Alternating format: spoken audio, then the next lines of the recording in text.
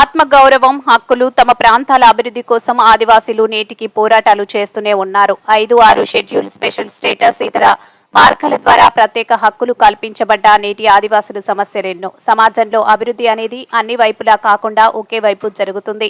Corona టైంలో నేను వెళ్లిన ఆదివాసుల ప్రాంతాలను చూసి కొంతమంది ఆశ్చర్యపడ్డారు. నా చిన్నతనం పోరాటాలు చేస్తూ పెరిగాను. సమస్యలను ఎన్నో అధిగమించి ఈరోజు ఈ స్థాయికి చేరుకున్నాను. ఉద్యమాల ద్వారా ప్రజలను గౌరవించడం, సమస్యలను ప్రశ్నించడం నేర్చుకున్న. జీవితంలో అడవే ఆధారంగా బతకడం నేర్చుకున్నాం. ఆదివాస బిడ్డగా నేను ఎదుర్కొన్న సమస్యలను పరిష్కరించాల్సిన అవసరం ఉంది. అటవీ సంపదను వాడుకొని ఎదిగిన వారు ఆ ప్రాంత అభివృద్ధికి ముందుకు తీసుకొని అటవీ సంపద మీద ఆదివాసులకు నేటు హక్కు పోగా అణిచివేత కొనసాగుతుంది. అడవులను తగ్గిస్తున్నారని ఆదివాసుల మీద కొంతమంది ఆరోపణలు చేస్తున్నారు.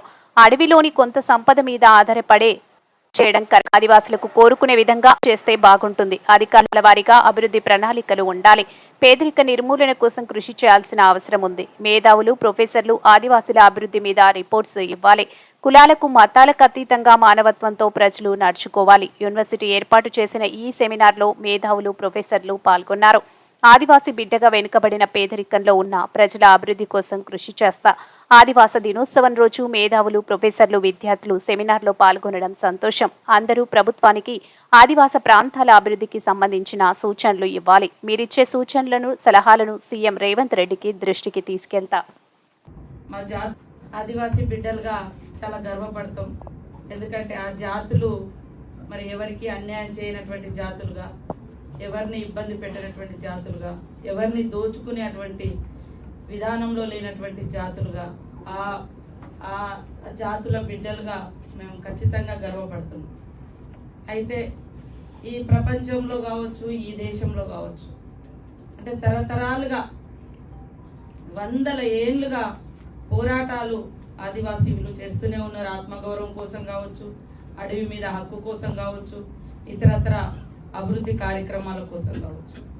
100 పోరాటాలు, 100 సంవత్సరాల పోరాటాలు, వేలు లక్షల మంది త్యాగాలు, ఇవన్నీ మరి ఉన్నప్పటికీ ఇంకా మా సమాజము ఎక్కడుందనేది మీలాంటి పెద్దలు, మేధావులు విస్తృతంగా చర్చ చేసి ప్రభుత్వాలకు గతంలో కొన్ని నివేదికలు ఇచ్చారు.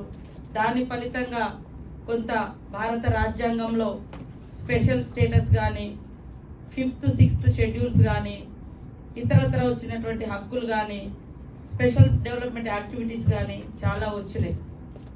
అయినా కూడా అనుకున్న స్థాయిలో ఇంకా రాకపోవడం మూలంగా, ఆ డెవలప్మెంట్ అనేది అక్కడ లేకపోవడం మూలంగా మీలాంటి పెద్దలు ఇలాంటి సమావేశాలు, మేధావులు, ఇంటలెక్చువల్స్ ఇట్లా మా సమాజం కోసం నిజంగా నిలబడడం అనేది మా జాతులు చేసుకున్నటువంటి పుణ్యంగా మేము భావిస్తా ఉన్నాం.